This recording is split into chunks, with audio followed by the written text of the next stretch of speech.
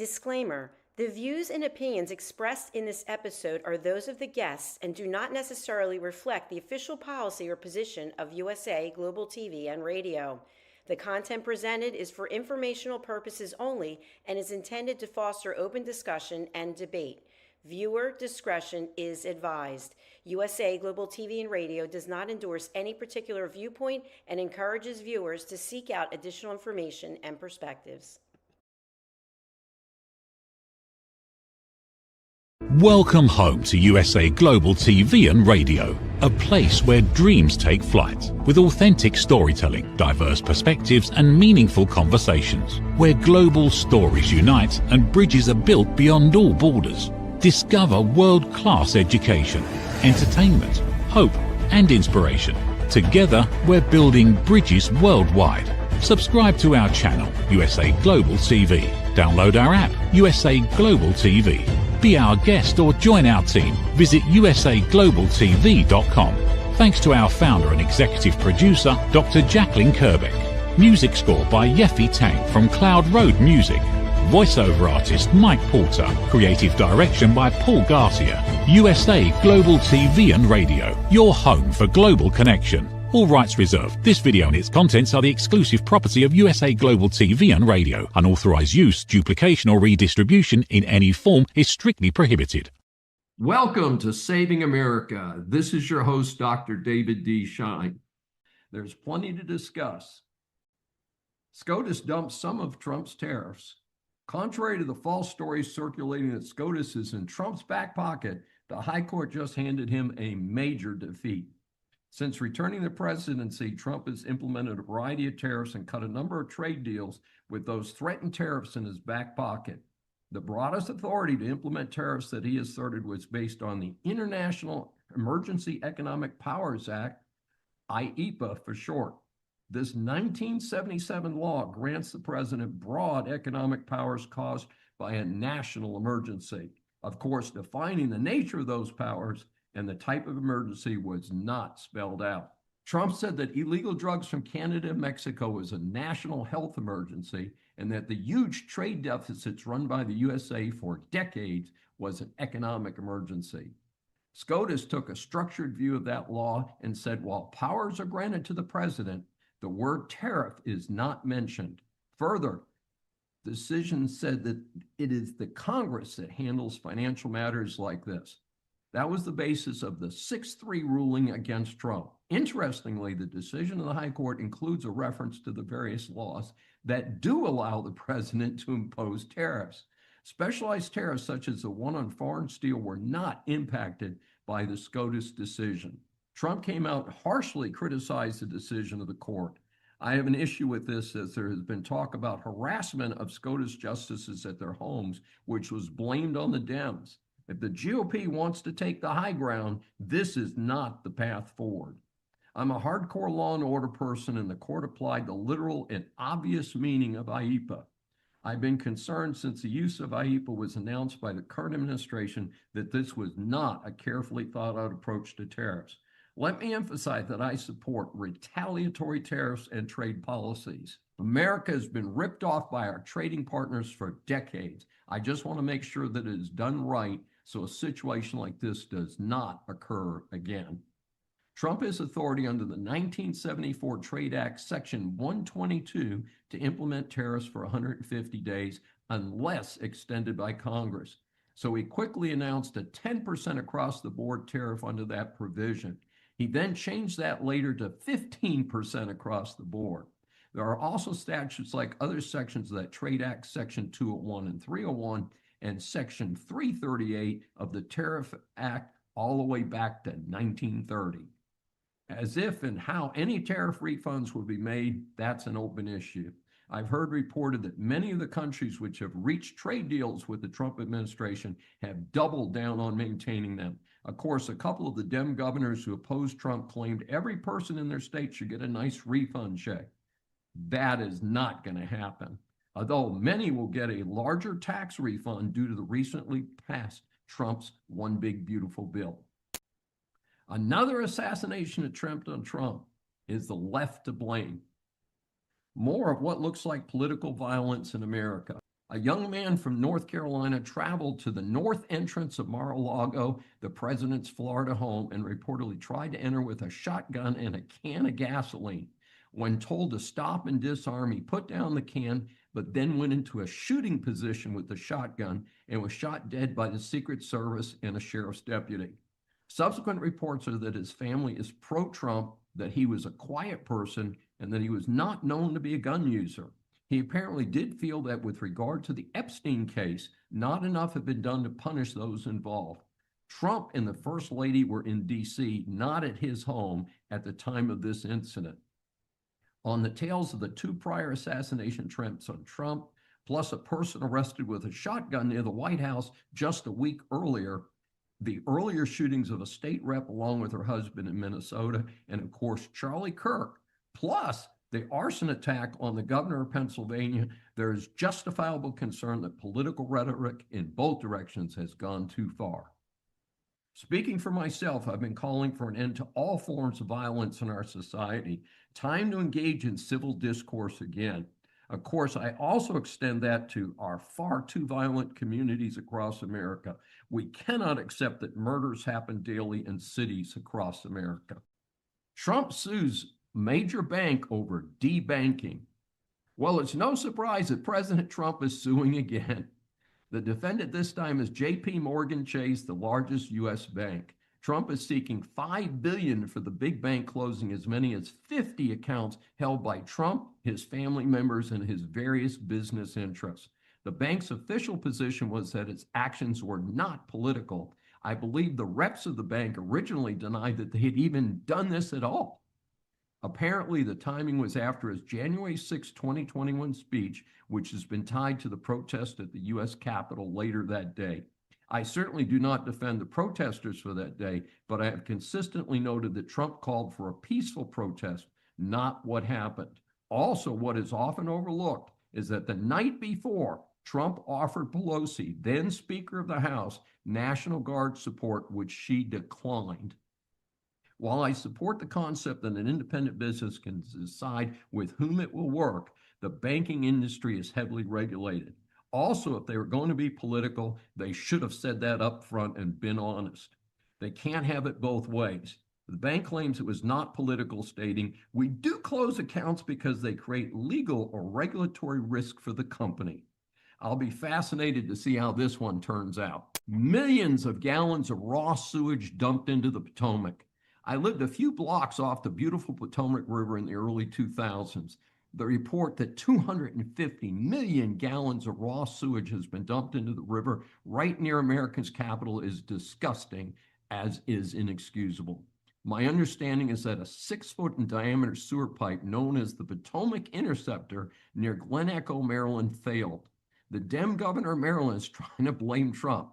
Not sure how a system that is completely controlled by Dems can be Trump's fault. This is a reflection that despite the huge taxes paid and big deficits, that America's infrastructure is not being maintained. We taxpayers deserve better. The irony of the situation is that FEMA could help. But guess what? The Dems have shut down the Department of Homeland Security, which includes FEMA. You can't have it both ways, Dems. Apparently, this is not an easy repair, and the public is told it could take several months. For many of us observers, we are certainly used to the contents of raw sewage spewing out of Washington's politicians. Another late-night host caught lying. A spokesperson for such activities, Stephen Colbert, is trying to reclaim his failed career as his nightly show has already been canceled. While his actual end date is a few months from now, I'm sure it cannot happen fast enough for CBS and the public. For some unknown reason, Colbert wanted to air a private interview he did with a Dem candidate for U.S. Senate right here in Texas. The problem is that the federal equal time rules for broadcasting would at a minimum require him to include Texas Representative Crockett. Yes, that crazy person. Not sure why he would have a problem with this, other than he feels the guy would have a better shot and does not want to do anything to help his primary opponent. Well, obviously, this is fully political in nature. In any event, Colbert first went after CBS, which told him the straight story, violated the equal time rules. He then went after Fed Communications Commission, the FCC, headed by Brendan Carr. All Carr did was to confirm that CBS gave Colbert the correct information. So the old cliche applies. Nothing to see here, folks. U.S. team surprises in the Winter Olympics. I want to salute the many patriotic American athletes who competed in the 2026 Winter Olympics, which just ended. Historically, the Winter Games are not America's best opportunity to shine, so the second place overall and the many great individual performances, which were then topped by both men's and women's hockey teams earning gold, is just super. For the men, it was their first gold since 1980.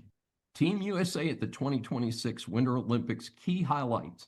Team USA earned more gold medals in 2026 than in any previous Winter Games with 12 golds, surpassing its long-standing record from the Salt Lake City Winter Olympics in 2002. The 33 total medals surpassed the previous U.S. record for Winter Games outside North America. America earned 34 total medals at the 2002 Winter Olympics in Salt Lake City, which remains one of the strongest USA Winter Olympic performances in history, especially notable, nice to play on home court. At the same time, early in the 2026 games, several American athletes were identified disrespecting America. From my perspective, as someone does not unequivocally love America, they should never be on any team representing America. They can play for the pro teams, which no longer seem to care about patriotism. All rise. Our series of interviews for Saving America establishes that the world is full of interesting people. Once you hear from our next guest, I'm sure you'll agree that he deserves the moniker of interesting person. Saving America welcomes Adam Swart, who founded Crowds on Demand in 2012. He was a college student at UCLA at the time. He knew there was power in the opportunity to gather a crowd. Since then, his firm has become the leading paid protesting and advocacy firm known for organizing high-profile campaigns across the political spectrum. Before founding Crowds on Demand in 2012, Adam worked as a reporter for AOL's patch sites in product management positions at various Bay Area startup companies and as a political organizer for campaigns, including Jerry Brown's successful election as governor of California in 2010. Crowds on Demand has morphed into a producer of lobbying campaigns that have secured multi-billion-dollar cable carriage agreements, ended forms of anti-LGBT discrimination by insurance companies, obtained approvals for critical energy infrastructure, and shaped large public company mergers and acquisitions. The firm creates advocacy groups and staffs them with suitable leadership. Also provides phone banking and mass emailing services with global capabilities. His clients are regularly looking to promote their products at expos, trade shows, bolster attendance at press conferences, and create attendance-grabbing PR stunts. With over a decade of experience in public mobilization, Adam has become one of the nation's foremost experts on how modern protests are funded, staged, and weaponized for media and political impact. He's been featured on Fox News, Fox Business, News Nation, and OAN. We welcome Adam Swart for his first appearance on Saving America. David, great to be with you and your listeners. Thanks for having me. Well, we're delighted to get you to talk about something that's in the news an awful lot, especially because of what happens in Minneapolis over the last few months. There's a lot of accusations specifically about Minneapolis where people keep talking about, this doesn't look like this was an accidental deal. So it's been shared with us there's a 400% rise in paid protesters this year. Would you explain exactly how the paid protest system works, from finding the demonstrators, working through the hiring organizations, and preparing the contracts? First of all, the fact that we get a 400% increase in requests doesn't mean 400% increase in bookings. We're increasingly selective about what we take on. Why? We've been in business for almost 14 years. So we have to be a bit more selective and judicious, right? And I think that when you look at, there's a lot of misinformation about Crowds on Demand and what we do. It's important that people understand that we do lawful, legal, respectful, peaceful protests consistent with local regulations. So when you hear stuff, just for your audience, about something that might be going on where someone blocks a road without a permit or, creates havoc on the street, that isn't us, and don't associate that with us, right? Now, do I believe that it's good to pay people to go out there and demonstrate? Yes. Why? Because it actually facilitates, it's the ultimate in capitalism. It facilitates people's participation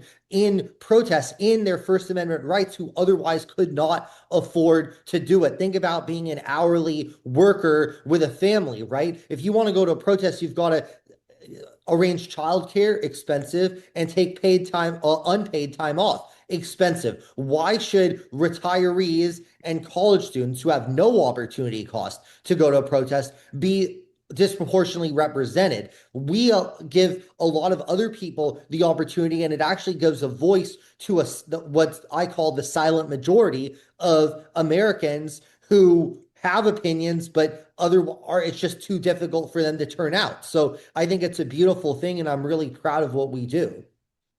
Well, it's a fascinating area. Let's talk about an actual protest. How are you able to share with us the planning that takes place to get ready for the protest? Are there dress rehearsals or practice run-throughs before the big event? And is it more drama and staging than emotion and passion?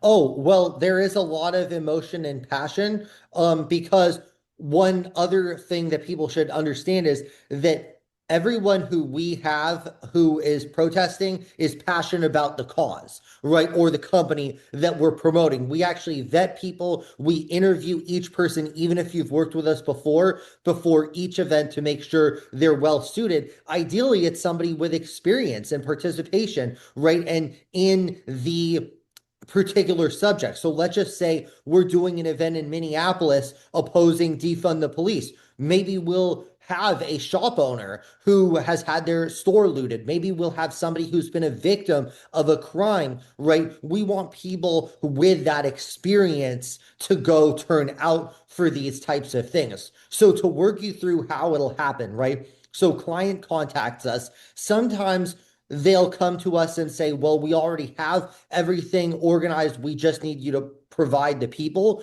But increasingly, what they'll come to us is they'll say, here's our goal, right? So our goal is to block a wind farm that's going to be built outside our homes, right? That's going to block our views. Well, maybe I start by saying, well, that's not a very sexy cause, right? Because people aren't sympathetic to a rich person whose view is going to get blocked. So how do we make this a little bit sexier? Well, there's an environmental component. So we kind of work through and say, okay, well, what is the environmental impact of these wind farms? Well, maybe there's a impact on the whales, the dolphins, the seals, etc. And we figure that out. And then we say, okay, well, we have to get environmentalists involved. So we do, right? We arrange that, we compensate them. We know the people in the places.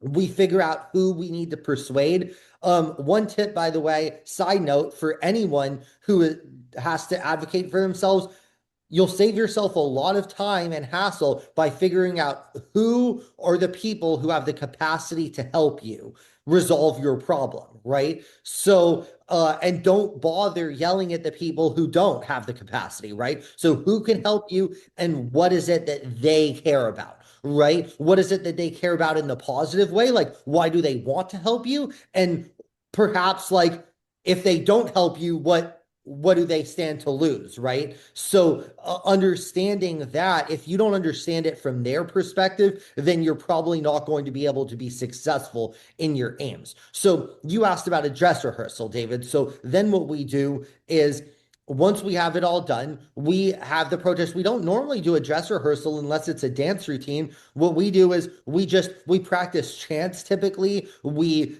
make sure that everyone is prepared. We typically prepare beforehand to make sure people are informed on the issue, but to the extent that there are specific talking points, we'll brief people on that again. And then we'll go out there, we'll protest. We're very respectful. We work with the authorities because remember, in a democracy like ours, the job of police, protesters falsely see the police as this oppositional force. The police are actually there to protect First Amendment rights, and it's a beautiful thing. Like in most authoritarian countries, the police are there to crush a protest. In America, the police are actually there to remind everybody that actually you have a right to protest. So oftentimes the building security might be really upset, and the police are there to actually remind the building security, sorry, they have the right to be there, right? And it's a beautiful thing. So we've had a lot of success, as you mentioned at the beginning, in resolving a lot of really complex issues through the power of respectful, persuasive protest. Well, it's a fascinating area because I'm, in fact, before we got together today, I voted 103 options on the primary ballot here in Texas for a very hotly contested, but it was fascinating because we have zone voting, which means you can vote any place in Harris County, which is a huge area. Yeah. And so the parking lot was packed with advocates. I mean, first of all, you could hardly see the building for the signs along the street for about a block. And there were all these people wandering around the parking lot and stuff like that. But they're under very controlled circumstances. Like there's a very strictly controlled zone where they cannot step past it. And the people were very respectful today. There actually was not a security person or a police person out there enforcing it, but it was just very interesting. It kind of reminded me of, as I'm thinking about that, as I'm getting ready to come over here and talk with you, that it's there's an awful lot of advocacy going on in the public sector, and it doesn't need to look like the things that we've sadly seen on television. And I know there's been so many different things. Tell us more, though, about your company, Crowds on Demand. Where did you come up with the idea to found this company in the first place? Because you said you were a reporter for AOL, of all things. And where are some of the highlights? That dates me. Well, at the end of the day, one of the things I learned from working on political campaigns and media and all these things is how impactful turnout and protest is, right? So number one, protest is one of the most effective things you can do because you have 20 people outside at a protest outside someone else's rally that has 1,000 people. If you play your cards right in the media, you can get equal time with 20 that they have with 1,000, right? So that's pretty good value for money. And what that does, and what protests, what rallies, what all these things do is it creates what's called earned media. So maybe you know what that is, but your audience probably doesn't. What earned media is the cost of the ads to that the cost of the ads to buy the amount of coverage you got, right? So if you want to get 3 minutes of coverage on the 6 p.m. news, what would that cost? Right, if you just purchased it as an ad, well, that if the 6 p.m. news does a 3-minute story on you, well, that's the earned media. So we found that we generated huge amounts of earned media, but I really did not like campaign work. Number one, I was becoming disillusioned as a Democrat. I'm not a Democrat nor a Republican, right? But at the time I was a Democrat, and I really didn't. I was tired of affiliating myself with a party that I did not feel reflected my values. I felt independent was a much better label for me. So number one, there's that. Number two, I saw the value in this. So I saw that, people working for the campaigns are being woefully underpaid for the value that they're generating.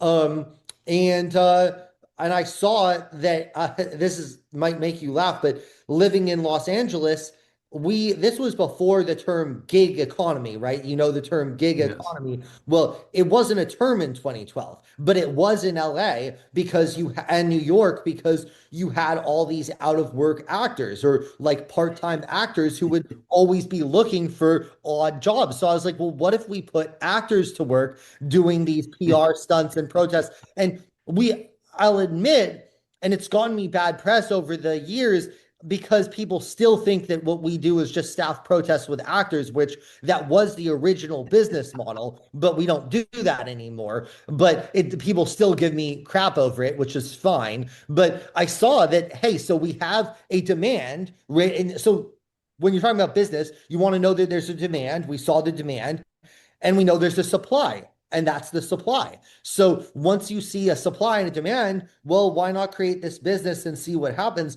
And we started getting a lot more demand than I thought, and we expanded from LA, then to New York, then across the country.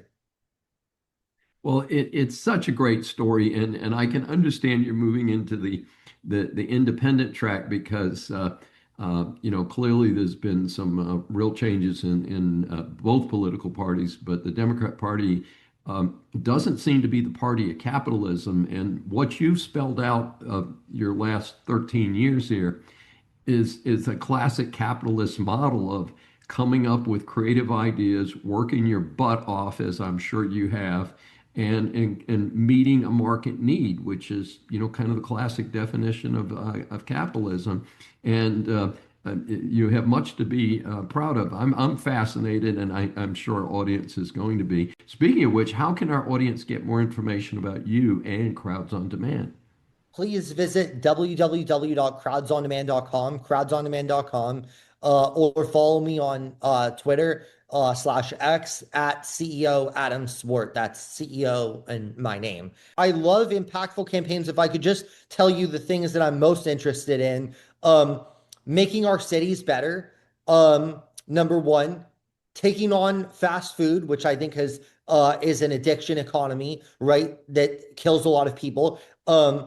Taking on social media, right? And the kind of negative that social media has had, right? So those are the three things that are most interesting to me. And then taking on hypocrisy, like the latest thing I'd love to do is take on some of this stuff with the Epstein files to try to hold accountable all of these people who are on these files, right? Because a lot of these people cannot be held accountable legally because the statute of limitations, but the only way to hold them accountable is through the court of public opinion, and making sure that we raise awareness that this person affiliated themselves with Epstein. So just more recently, like, I've been completely disgusted seeing the people in those files, and I think it's important that we raise awareness and not let this story go away and be replaced. Well, I think our timing is interesting because the announcement overnight was that Andrew Mountbatten Windsor, who was removed from his prince title a couple months ago by the Royal Crown in England, has been criminally charged for misconduct while in office. Yeah. Well, And what's funny so is he's not even maybe being. there's something coming. Yeah. Yeah, well, there should be, but it's always interesting. It's like Al Capone went down for tax evasion, right? Yes. Andrew is not being charged, is my understanding, and correct me if I'm wrong, with anything to do with the women. He's being charged with leaking confidential information to Epstein, right? So it's interesting, like, he's not even being charged with the thing that you would most associate with him.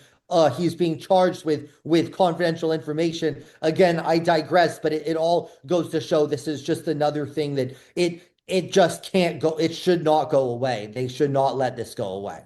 Absolutely. Well, of course, you're talking to the choir because as a parent and a grandparent, I feel so protective of my of those children and grandchildren, and Sure. it's unimaginable to me that this was something that anyone other than somebody who's emotionally deranged or very criminal would engage in such conduct. But we have to go. This is Dr. David D. Schein for Saving America. Thanks for joining us, and please subscribe on your favorite platform. Please proceed. A shooting took place at a hockey game in Rhode Island. While one of his sons was on the ice, a deranged man shot and killed his ex-wife and adult son and injured 3 other family members and friends just watching the game. Fortunately, he was stopped before hurting even more people. The shooter then passed away from a self-inflicted wound. The shooter was identified as a trans male. This again raised the issue of mental stability for persons undergoing trans procedures. I do not oppose these procedures for adults choosing to undergo this serious procedure, but I'm beginning to question why this is happening in a number of recent high-profile cases. How does the defendant plead? Mexico tries to clean up the cartels. In what is good news for both America and Mexico, Mexico's army went after Jalisco, new generation cartel leader known as El Mencho. While the plan was to arrest him in a bloody battle that followed, he was killed. Given that retaliation may follow, the U.S. Embassy warned Americans in Mexico to be alert. I have had Mexico on my do not travel list for well over a year now due to reports of kidnappings of Americans there. The news reports indicated this gangster had a $15 million bounty on his head from the U.S. State Department. This cartel was known for being the most violent and even attacking the Mexican military. It was equipped with army-type weapons. Reports are that 25 members of the Mexican army were killed during the battle.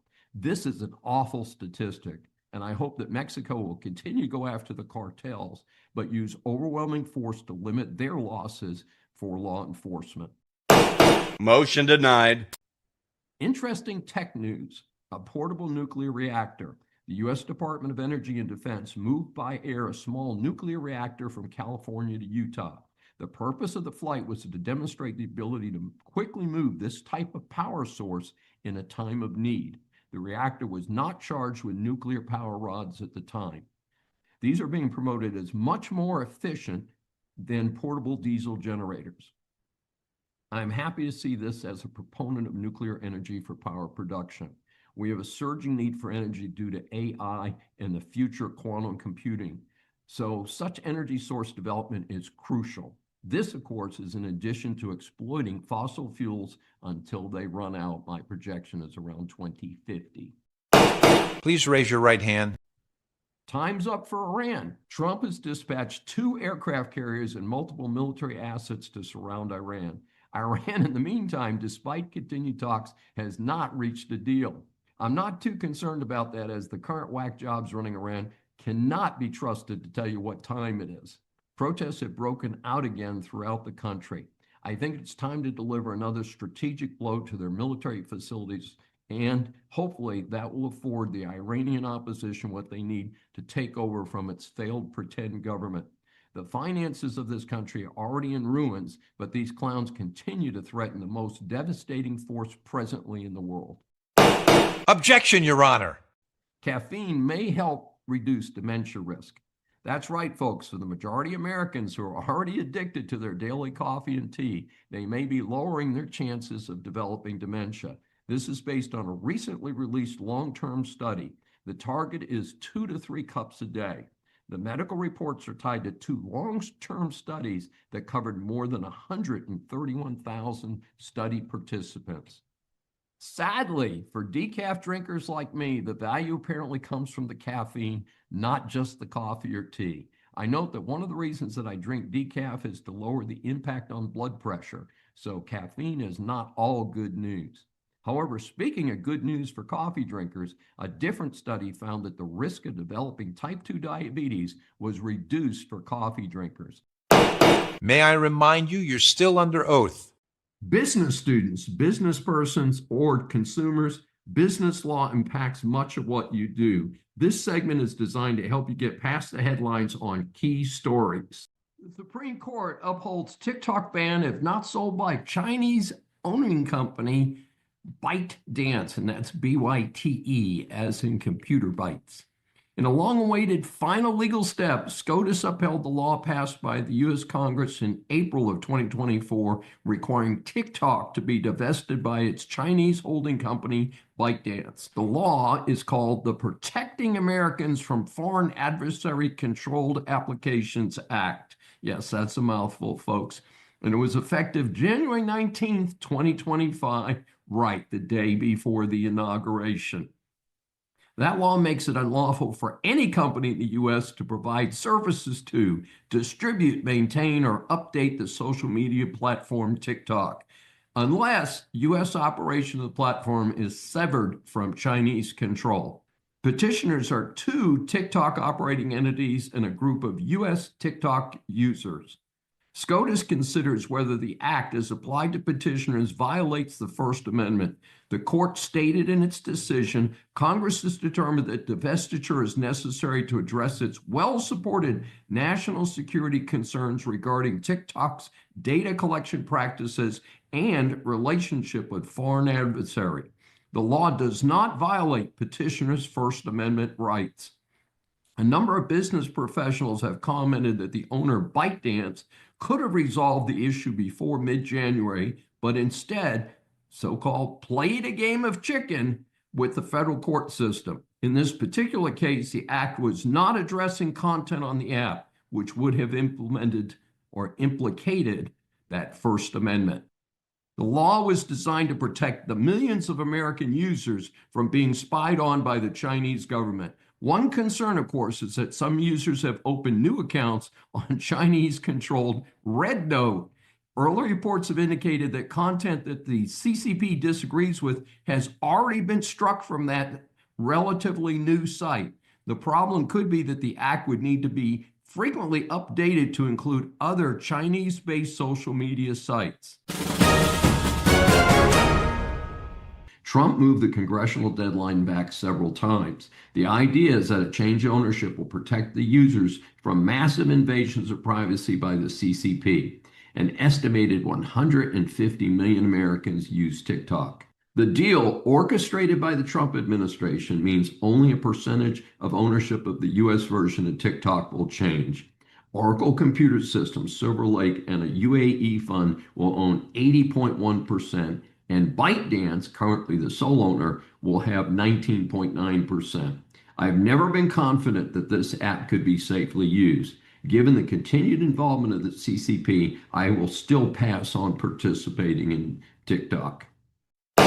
Silence in the court. Sean Combs found guilty of transporting prostitutes. Sean Combs, also known as Puff Daddy and P. Diddy, was a successful rapper who turned his music enterprise into a hip-hop operation at one time estimated to be worth as much as $700 million. Due to the well-reported legal issues that resulted in his incarceration, his estimated net worth was then about $400 million. With 2 guilty verdicts following the trial, current estimates are more along the lines of $90 million. Still nothing to sneeze at. Combs was accused of multiple federal offenses, including racketeering conspiracy, sex trafficking by force, fraud, or coercion, and transportation to engage in prostitution. The racketeering conspiracy carries a maximum sentence of life in prison, as does sex trafficking by force, fraud, or coercion, along with a mandatory minimum sentence of 15 years in prison. Transportation to engage in prostitution carries a maximum sentence of 10 years. All told, Combs, now 55, could have faced life in prison. Combs was arrested and held in federal jail in New York since September 2024. Despite his attorneys offering to post huge bail amounts, he was denied bond repeatedly due to the court's concern that he would use his wealth to flee prosecution.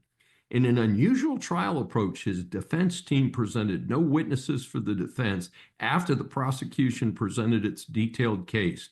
I've read numerous reports of the many allegations against Combs. They include hiring people to help at parties, and then they claimed they were forced into sex performances that were recorded. Some of the most serious allegations include his beating of a former long-term girlfriend, where there has been video produced.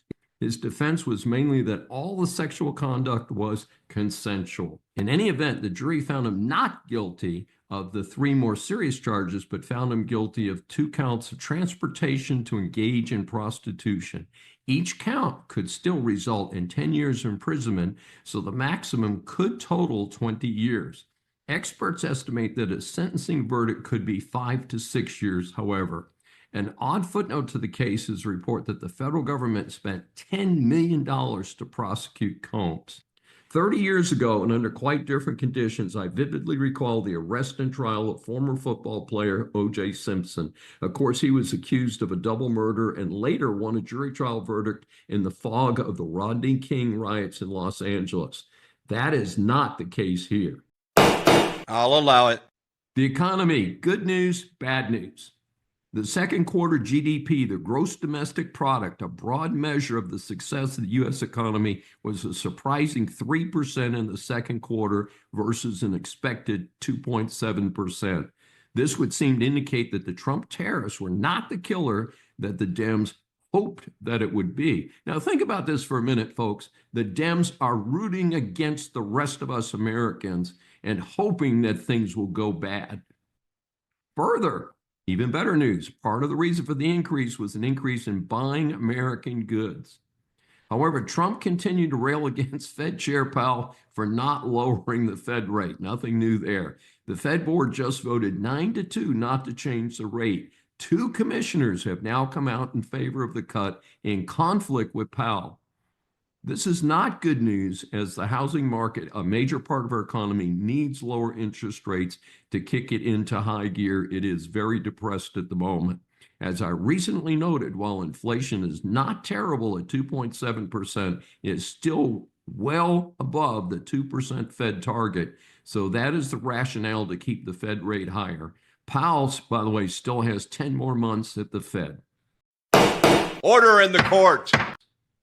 Violence continues to scar America. Virtually the whole world knows there was a tragic shooting in New York City financial district. A deranged shooter from Las Vegas drove all the way to New York City with a high-powered rifle and then double parked his car in Manhattan. Photo shows this fairly young man calmly walking to the high-rise. He killed an off-duty policeman who was guarding the lobby and shot up the lobby. 3 more people were then killed and another man very seriously wounded. In a gift to the public, the shooter committed suicide. His suicide note that he's incurred a brain injury playing football. He reportedly, the target, he wanted to shoot up the NFL, even though he never played even college football, much less pro ball. About the same time, news broke of a sudden rumble in downtown Cincinnati that found 2 white people beaten badly by a crowd of black persons. There is some controversy about the white male who was beaten. Whatever happened there, a white woman tried to render aid to the man once he was on the ground, and she is sucker punched unconscious. That part is very clear in the videos of the incident. A handful of black suspects have been charged. So the racial overtones of this are disconcerting on top of the violence itself.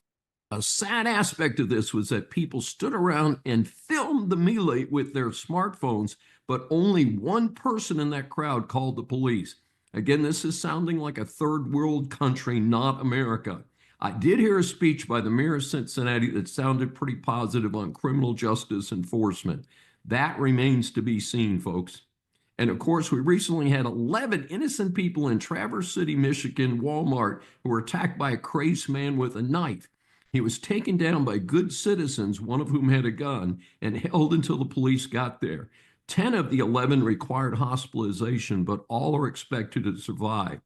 There was no common denominator here, and the stabbings appeared to be random in nature. I want to note that I attended a training conference in Traverse City about 20 years ago.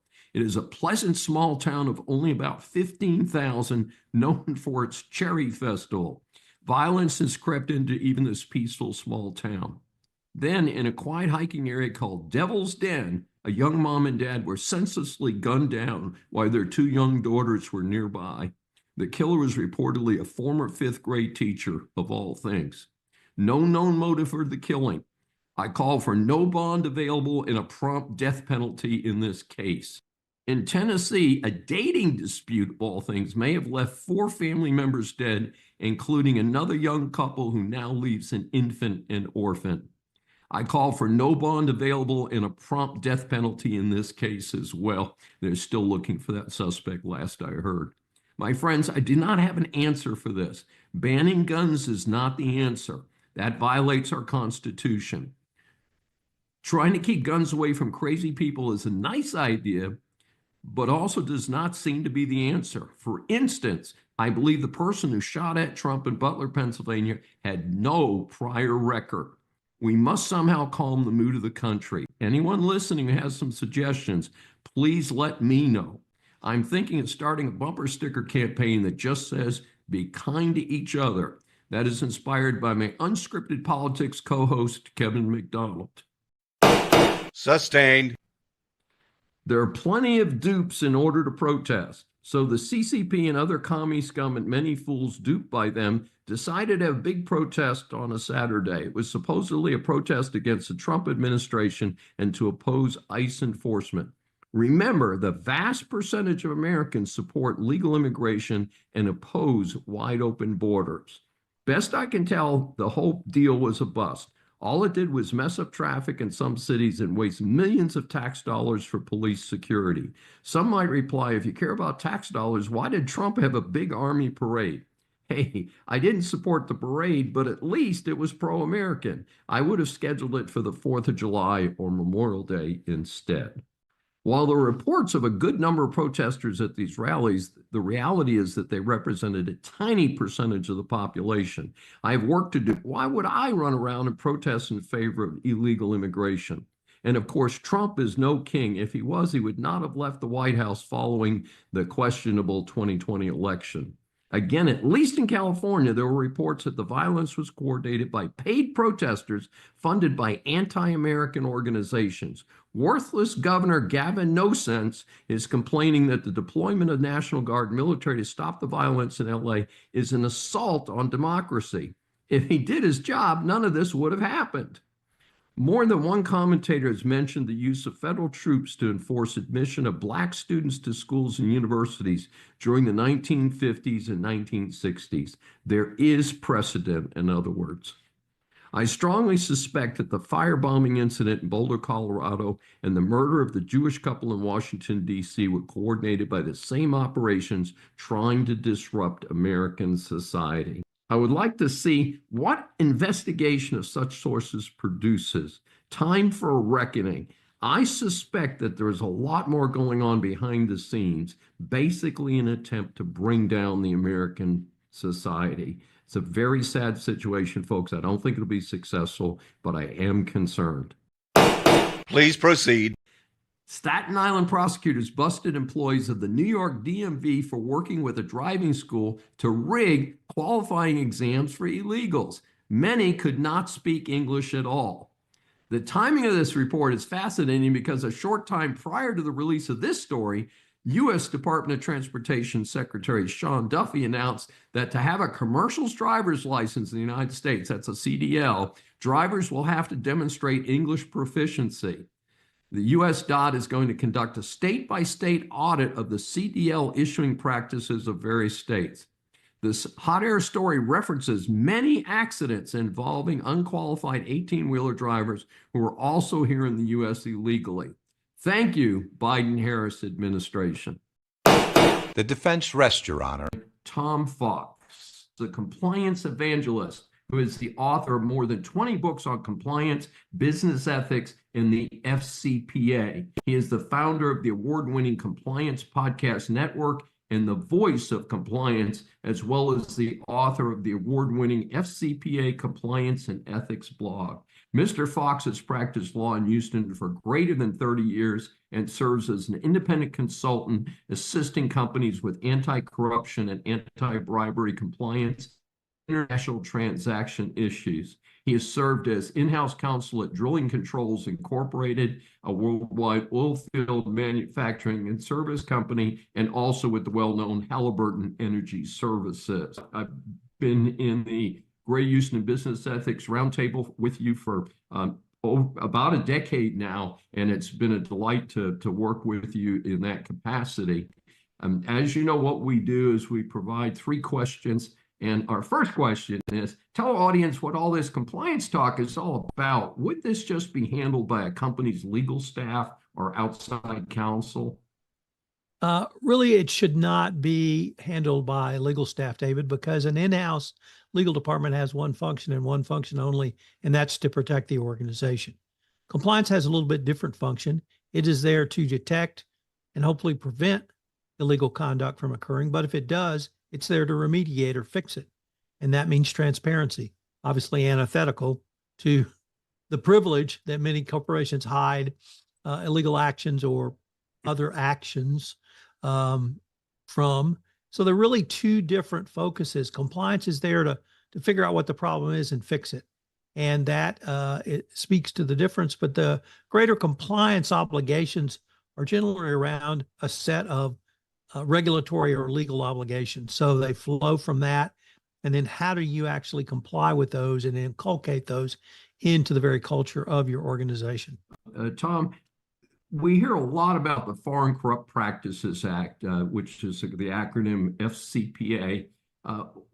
What is it? Why do companies even need to worry about it? Sure. The FCPA was the first international anti-corruption, anti-bribery law literally in the world.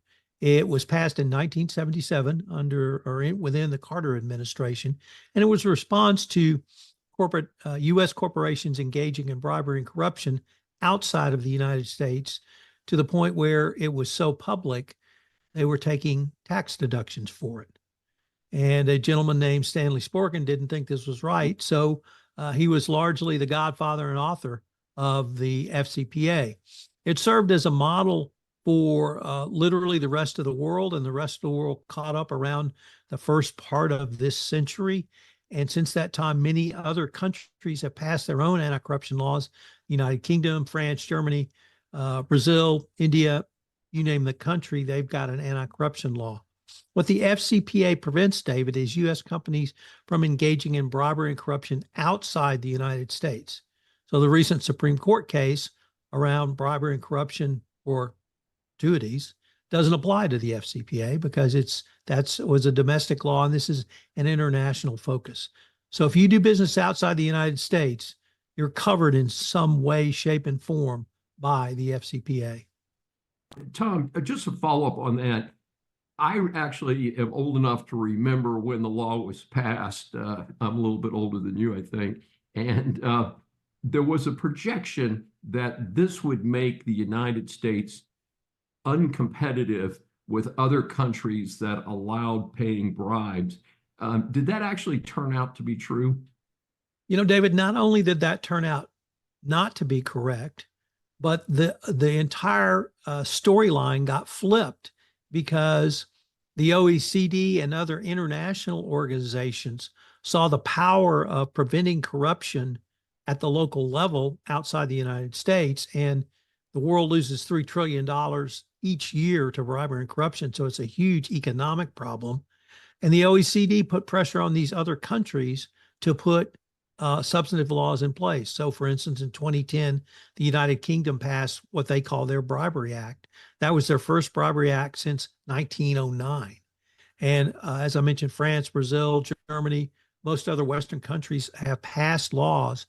And those, instead of this being a business deficiency or causing the U.S. to lose business, it's actually gone the other way.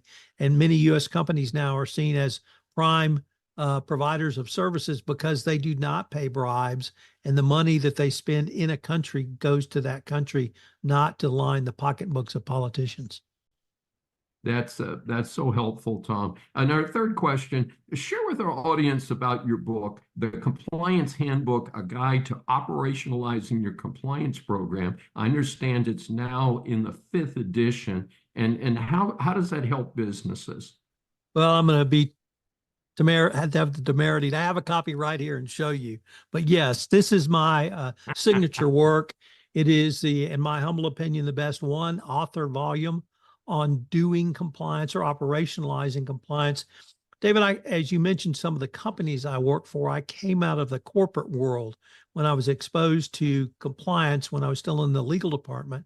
And it struck me that compliance, properly seen as a business process, yes, it's in a response to legal and regulatory requirements, but it's really a process. And if it's a business process, you can study it, you can measure it, you can manage it, you can monitor it, you can improve it, because it's just like any other process. So I'm really tried to, for the last 15 years, talk about compliance as a business process, try to explain to companies this is not something to be afraid of, because more effective compliance equates to more efficient business processes, and at the end of the day leads to higher ROI and profitability. So that if I believe, as properly seen as a business process, if you implement an appropriate business process to manage a risk, you're going to be a better run company. And part of that situation is are not international companies required to have a compliance program to fit the requirements of the FCPA? And isn't there bonuses or at least some rewards for companies that have tested and established their compliance programs? Yeah, that's a really interesting question, David, because initially compliance programs were put in to comply with that law, the FCPA. The Department of Justice over the past 15 years has given a plethora of guidance on what their view of a best practices compliance program. But David, the more interesting approach is what I saw in the city of Houston, specifically in the energy industry. The first decade of this year, there was an industry sweep in energy for FCPA violations. Houston, Texas is the FCPA capital of the world because of energy and energy companies in Houston. But what was interesting, David, was the business response. The operating companies, the Exxons, the Chevrons of the world, they had gold standard programs. Well, immediately below that are the service companies, Baker Hughes, Weatherford, Halliburton, et cetera. And if you wanted to do work, you had to do work with one of those service companies, literally down to the $15 million software company that had one piece of software that bolted on something downhole and did something. And I represented a company like that. And I told them, if you want investment dollars, if you want a contract with a Baker Hughes, with a Halliburton, with a Weatherford, you're going to have a compliance program. And I finally talked them into letting me put a compliance program in. 2 weeks later, one of those companies came for a big investment. And the second thing they asked for was, we want to see your compliance program.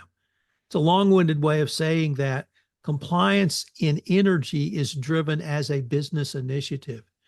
And it's not so much that you have to have a program to get benefits from the government if you get in trouble. But if you want to do business in the energy industry or tech or financial services or pharma, or you name the industry, you have to have a compliance program. And so that's the part I try to focus on, David, is to try to indicate to people that it's a business response to a legal problem, but it's a business process. So let's put that process in place. Let's make it transparent. If somebody comes knocking and wants to review your program, you can show that to them. You're not going to show them trade secrets, but you can certainly show them the 8 or 10 elements of your compliance program. So Houston is the best example of a business response to the legal issue of international anti-corruption. Tom Fox, it's been a delight having you on again. We've known each other for about a decade now, and first time I've had you over on Saving America. Tell our audience about how they can get more information on you and your publications. Sure. First of all, they can reach out to me via email at tfox@tfoxlaw.com. I'm always available on LinkedIn, Thomas R. Fox. If you're interested in learning more about compliance in the podcast format, I am the guy. I have founded the Compliance Podcast Network, which is www.compliancepodcastnetwork.net. So any of those, you can reach me, and I look forward to catching up with anybody who might want more information on compliance or the Foreign Corrupt Practices Act. This session is adjourned. Thanks for joining me for Saving America. If you have questions or comments, please find me on various social media sites. I'm Dr. David D. SCHEIN, and I will see you next week. Thank you, viewers and listeners of USA Global TV and Radio, for joining us today. We're honored to have your time and attention as part of our global community. At USA Global TV and Radio, we believe in the power of authentic conversations, meaningful connections, and creating a world of possibilities together. Want to be part of something bigger? Join our team of elevated listeners at usaglobaltv.com, a space where your voice matters and your ability to listen transforms relationships. Stay connected with us across all our platforms for thought-provoking discussions, expert insights, and empowering stories. Subscribe to our channels at youtube.com/c/USA Global TV. Follow us on social media and explore the endless opportunities we're creating for growth, learning, and inspiration. Together, we're not just broadcasting, we're building bridges and changing lives one conversation at a time. For inquiries, contact us at info@usaglobaltv.com. Produced by Executive Producer and Director Dr. Jacqueline Kerbeck. Voiceover by Mike Porter. Creative direction by Paul Garcia. All rights reserved. Visit usaglobaltv.com to view our full terms and conditions.